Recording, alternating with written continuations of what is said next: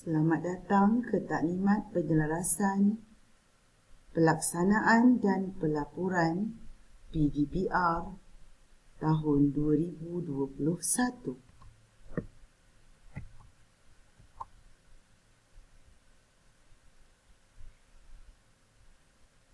Kita masih lagi merujuk kepada manual pengajaran dan pembelajaran di rumah yang dikeluarkan oleh Kementerian Pendidikan Malaysia pada tarikh 1 Oktober 2020. Pada tahun ini, bagi melaksanakan pengajaran dan pembelajaran, guru-guru merujuk kepada panduan yang disediakan, iaitu penjajaran kurikulum 2.0.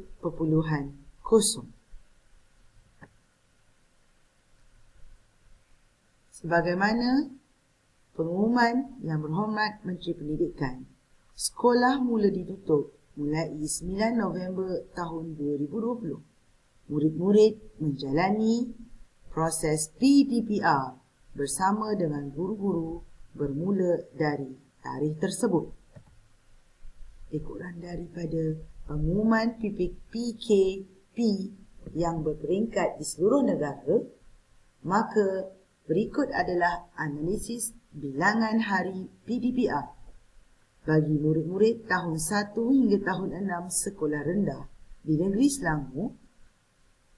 45 hari adalah merupakan hari PDPR. Terdapat cabaran dalam melaksanakan kurikulum pada tahun 2021 di peringkat sekolah rendah. Cabaran yang pertama, penguasaan literasi dan numerasi, iaitu kemahiran asas bagi murid-murid tahun 1 dan tahun 2. Cadangan penyelesaian oleh KPM melalui BPK tahun 1 diselesaikan melalui program transisi dan tahun 2 diselesaikan melalui program pemulihan. Cabaran kedua, kesediaan murid untuk meneruskan persekolahan setelah terlalu lama berada di rumah, bermula daripada murid tahun 1 hinggalah murid tahun 6. Murid tahun 1 hingga tahun 1 akan melalui program transisi, manakala murid tahun 2 hingga tahun 6 dicadangkan untuk mengikuti program motivasi. Cabaran yang ketiga berkaitan dengan jurang pembelajaran, ekoran daripada kualiti PDPR dan juga akses murid ataupun murid tanpa akses antara murid tahun 1 hingga tahun 6. Cadangan penyelesaian adalah melalui dokumen penjajaran kurikulum 2.0. Cabaran yang keempat iaitu peralihan tahap persekolahan. Murid yang terlibat adalah murid tahun 1 yang akan melangkah daripada prasekolah dan juga murid tahun 4 daripada murid tahun 3. Cadangan penyelesaian tahun 1 mengikuti program transisi, tahun 4 melalui penjajaran kurikulum 2.0.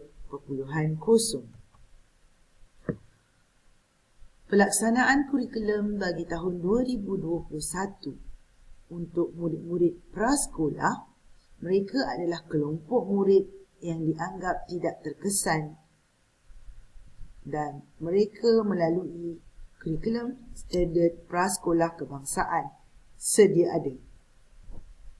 Bagi murid-murid tahun 1 hingga tahun 6, tahun 1 dimulakan dengan program transisi merujuk kepada modul yang disediakan oleh BPK. Setelah itu, barulah dilaksanakan kurikulum tahun 1 yang dijajarkan. Bagi murid-murid tahun 2 hingga tahun 6, pihak sekolah boleh memilih dua kaedah. Kaedah yang pertama, melaksanakan kurikulum 2020 yang tidak dilaksanakan atau yang terkesan berdasarkan laporan MLT atau PBD yang menunjukkan jurang di antara murid. Selepas ia diselesaikan, guru boleh meneruskan kurikulum tahun semasa sebaik saja tamat kurikulum yang terkesan dilaksanakan.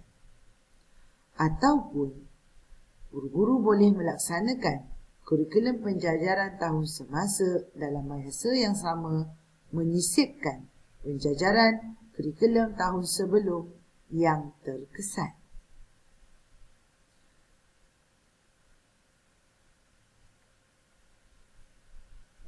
Penjajaran kurikulum 2.0 adalah menyusun semula kandungan yang terdiri daripada pengetahuan, kemahiran dan nilai, serta pedagogi dan pentaksiran berdasarkan hasil pembelajaran yang dihasratkan bagi memenuhi keperluan khusus mata pelajaran dalam apa jua keadaan.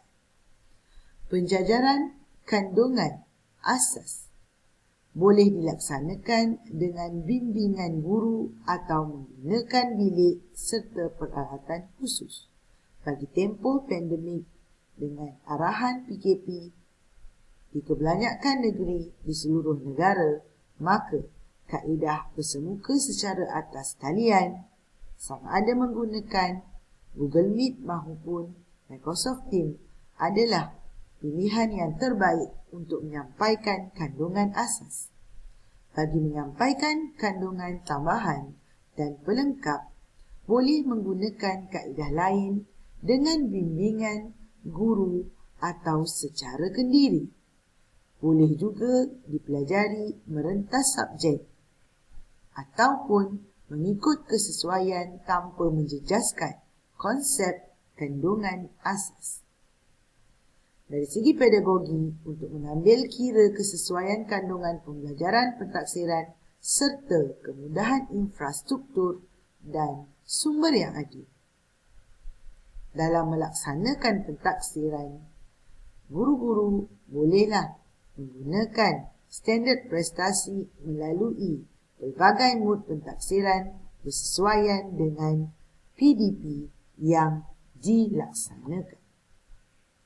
Dalam menguruskan pelaksanaan kurikulum 2.0 ini, terdapat tugas yang bermula daripada jawatankuasa kurikulum, panitia mata pelajaran sehinggalah kepada guru mata pelajaran. Jawatankuasa kurikulum perlu memaklumkan pelaksanaan kurikulum pembukaan semula sekolah kepada guru. Dokumen boleh dimuat turun dari portal BPK. Jawatankuasa kurikulum perlu merangka jadual waktu persekolahan yang bersesuaian dengan peruntukan jam minimum. Panitia mata pelajaran perlu mengesan dan mengenal pasti tahap penguasaan murid berkaitan dengan pembelajaran yang lalu. Panitia harus membincangkan dan mengenal pasti kandungan kurikulum mata pelajaran yang terkesan. Setelah itu, intervensi perlu dirangka dengan mempertimbangkan yang pertama, kandungan yang tidak dapat dilaksanakan. Yang kedua, keterlibatan PDPR murid yang sangat rendah ataupun tahap penguasaan murid yang sangat rendah. Ia perlu dikekalkan atau ditambah baik. Setelah mengenal pasti, panitia haruslah melancang pelaksanaan kurikulum dengan menggunakan kurikulum yang telah dijajarkan dan setelah itu membina rancangan pelajaran tahunan berdasarkan kurikulum yang dijajarkan dan mengambil kira kandungan yang terkesan.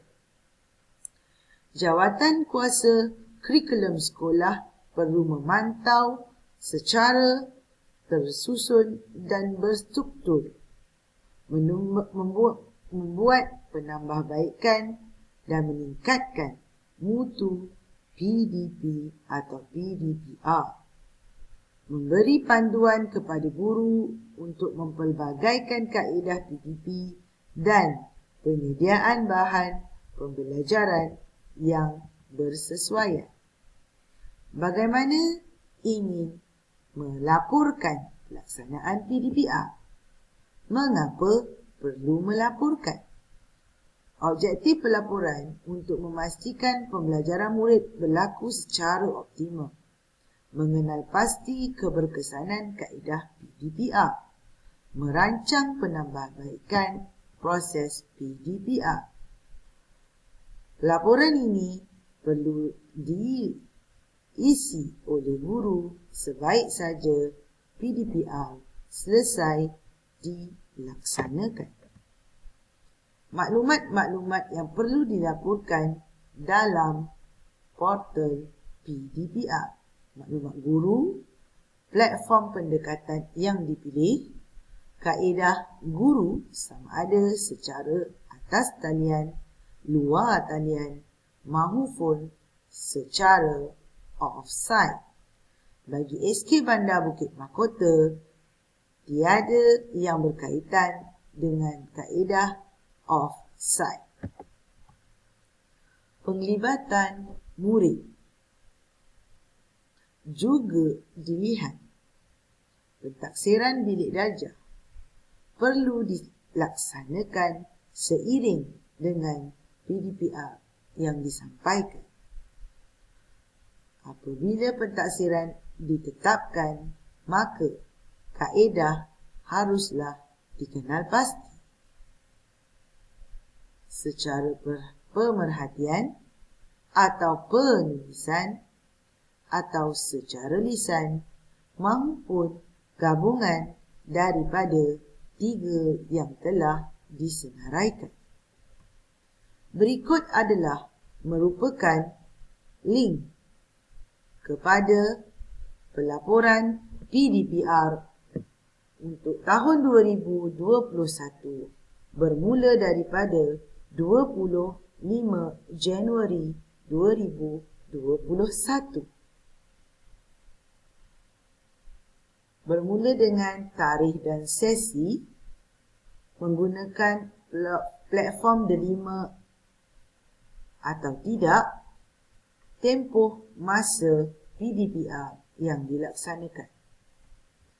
Diikuti tahun, sila pilih, nama-nama kelas PDPR, bilangan murid, iaitu bilangan murid yang sepatutnya hadir,